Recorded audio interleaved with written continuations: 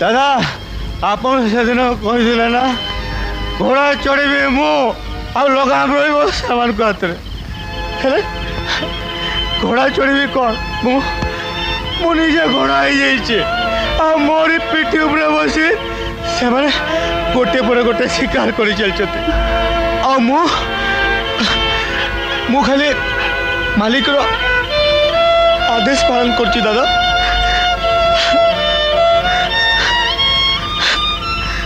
सबू जानी शुणी भी